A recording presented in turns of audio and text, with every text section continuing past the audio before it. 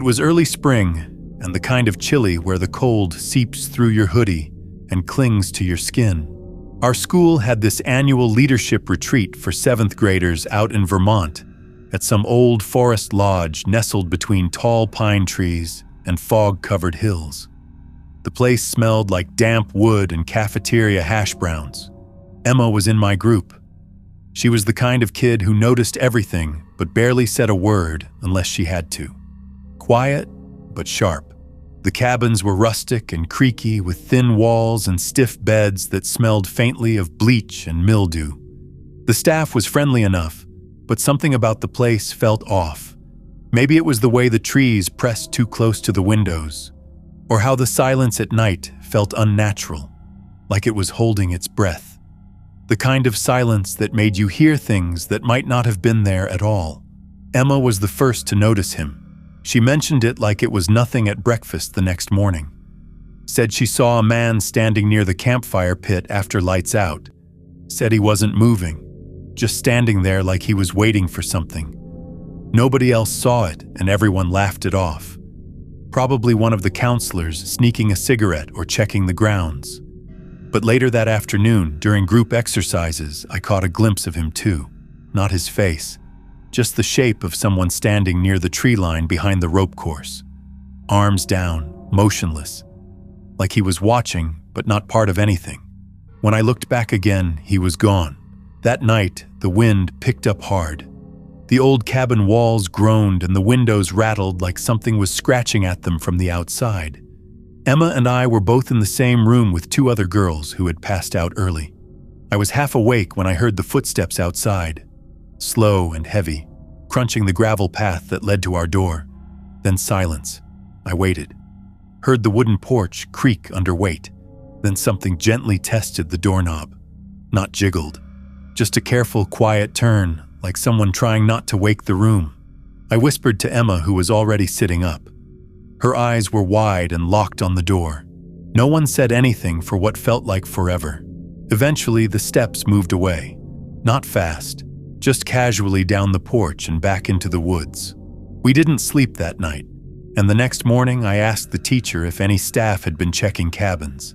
She shook her head, said only the head counselor had patrol duty, and he never went near our section. Emma started paying closer attention. At lunch, she noticed the same man again, this time near the dining hall doors, mid-40s maybe, faded jeans, windbreaker, no name badge. He wasn't talking to anyone, just kind of hovering near the entrance like he didn't belong but didn't care if you noticed. We told a teacher. They glanced around and said they'd look into it, but nothing came of it. That night during the campfire stories, I saw him sitting on a log near the edge of the light, just far enough that his features were swallowed by shadow. But I swear I saw him watching Emma the entire time. Never blinked, never moved, just sat there like he had been waiting to be noticed. It was just after 3 in the morning when I woke up to the sound of the doorknob turning. Not the wind this time, not footsteps in the distance. The metal knob was clicking like someone was slowly testing it back and forth. I held my breath. The room was almost pitch black, except for the sliver of moonlight leaking through the curtain. Emma was already sitting up in her bed. She didn't speak. Her eyes were locked on the door, and I could hear her breathing fast and shallow. The knob turned again, then stopped. I could feel the tension in my arms as I gripped the edge of the mattress. Every nerve in my body was screaming to move, but I couldn't. I was frozen. Then the door opened. Slowly, silently, just a few inches, enough to see a shape step inside. A tall figure in a dark jacket, no flashlight, no sound, just the soft thud of shoes against the wooden floor as he crossed into the room. He didn't hesitate. He walked straight toward Emma's bed. The room was so quiet I could hear the shift of the mattress as he leaned down over her. I saw her pull the blanket up to her chest. She whispered something I couldn't hear. He said nothing. I reached for my phone, but it wasn't there. My hands were shaking so hard I nearly knocked my water bottle to the floor. That was the sound that did it. The plastic hitting the hardwood made him snap around. In that split second, the moonlight caught his face. He was not a teacher, not a staff member. His face was older, unshaven, tired, and completely blank. No emotion, just eyes that looked at me like I was furniture. Then he moved, fast, toward me. I screamed and scrambled off the bed. The other two girls jolted awake, screaming. Emma leapt up and grabbed the flashlight from the nightstand and pointed it right at him. The beam caught him in the face, and he stumbled back toward the door. The light bounced around the room as the counselor from the cabin next door burst in. The man slipped through the doorway and disappeared into the night before anyone could grab him. The counselor ran after him, but he was gone. Gone into the trees like he had always been a part of them. The police were called. The camp went on lockdown. Every adult scrambled to explain how someone had gotten inside a locked cabin. But no one had answers. Just silence and excuses and the sound of the wind outside shaking the windows like something was still trying to get back in. They found footprints outside the cabin. Not just near the porch, but around the windows too. Deep impressions in the soft earth like he had been circling for hours. Watching, waiting. The prints led into the woods but faded after a few yards.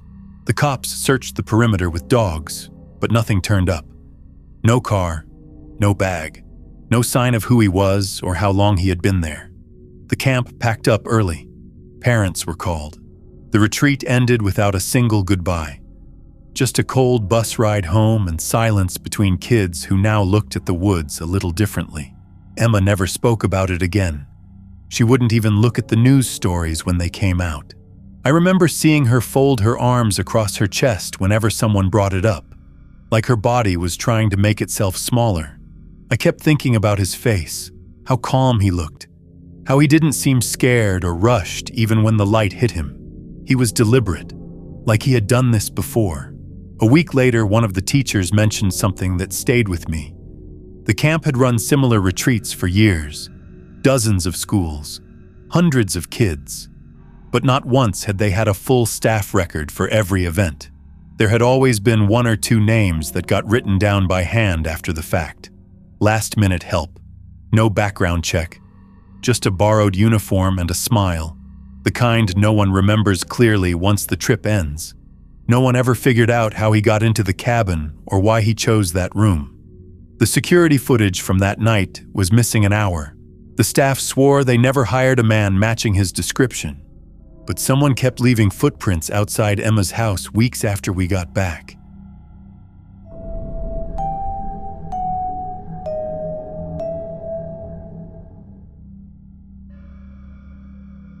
It was late October, and the air had that crisp bite that made your breath show even in the afternoon. Our high school drama class was invited to a weekend workshop at a small liberal arts college upstate. The campus looked like something out of a movie with ivy-covered stone buildings and wide courtyards, littered with dry leaves. We were assigned dorm rooms for the 2 nights, and the whole trip had this mix of excitement and unease. My name's Marcus. I got roomed with 2 other seniors and a 4th guy who showed up late with a duffel bag and barely said a word. He said his name was Ethan, said he was from another school but forgot the name of it. The way he talked was strange, like he was trying to sound casual but didn't quite know how normal people speak. The smell of the dorm was old furniture and floor polish. Cold pipes clicked through the night. Something about that room just felt off the moment he walked in. Ethan barely talked to us the first day. He kept to his side of the room with his duffel zipped tight and his back to us most of the time. The other guys figured he was just awkward, but something about the way he moved felt wrong, like he was too aware of every step he took. He never joined the rest of the group for meals or workshops. When we went to the theater building for warm-ups, he said he had a headache and stayed behind. Later that night, I walked past the common room and saw him sitting on a couch in the dark. No lights on. Just staring at the TV even though it was off. When I said his name, he didn't turn, didn't even flinch, just kept looking forward like he didn't hear me at all. The next day, it got weirder. One of the dorm counselors asked around about him during breakfast, said he couldn't find Ethan on any of the group lists.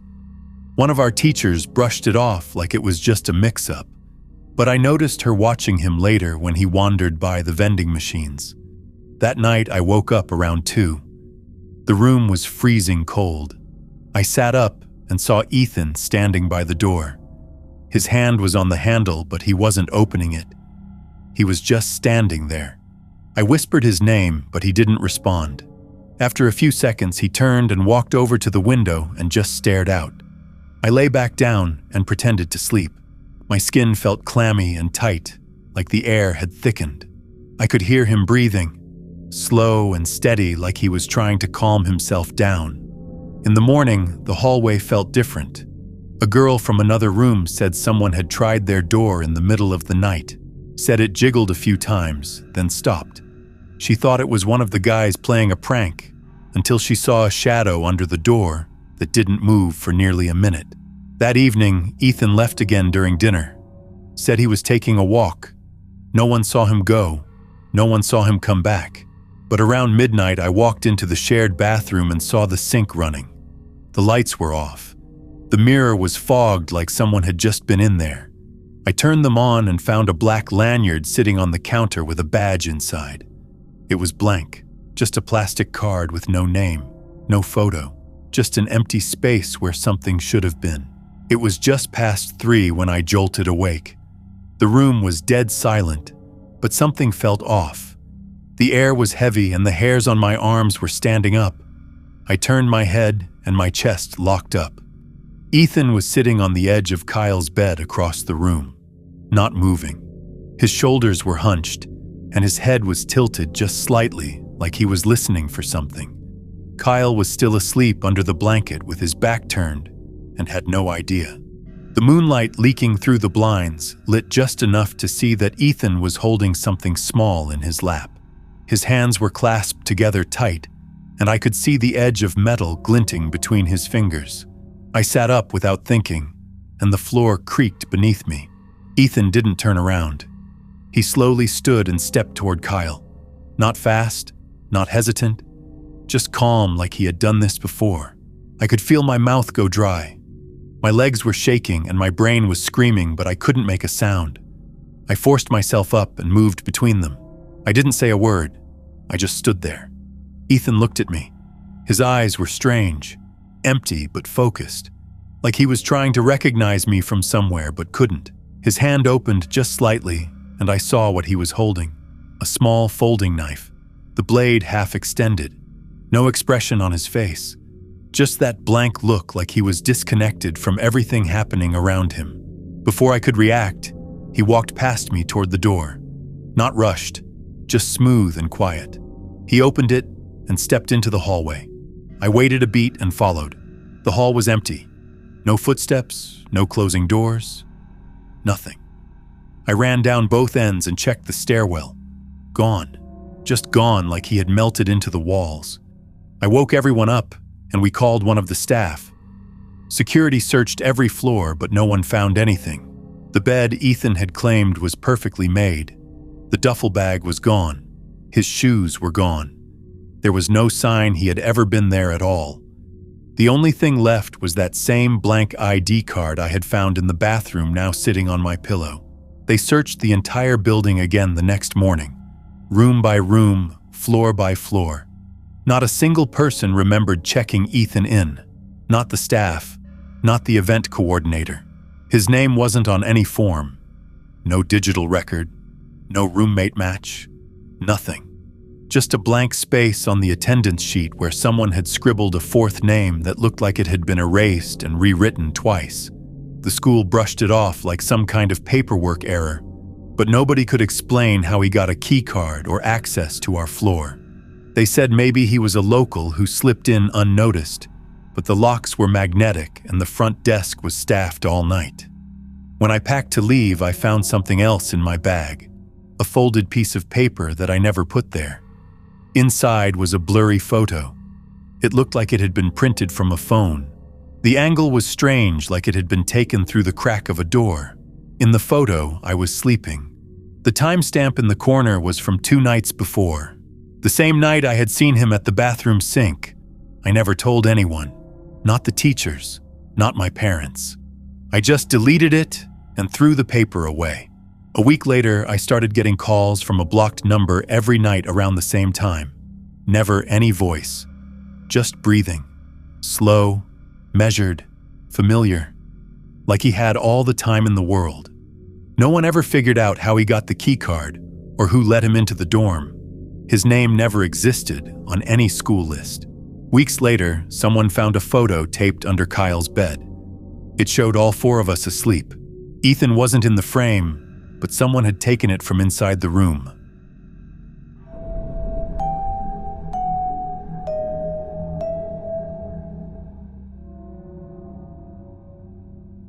It was one of those early spring field trips where everything feels a little too loud and too bright. Our third grade class was headed to the state aquarium. The bus ride smelled like juice boxes and vinyl seats, and the teachers kept reminding us to stay with our groups. I was assigned to a woman who introduced herself as Madison's mom. She had shoulder-length red hair and a big white camera that hung from her neck.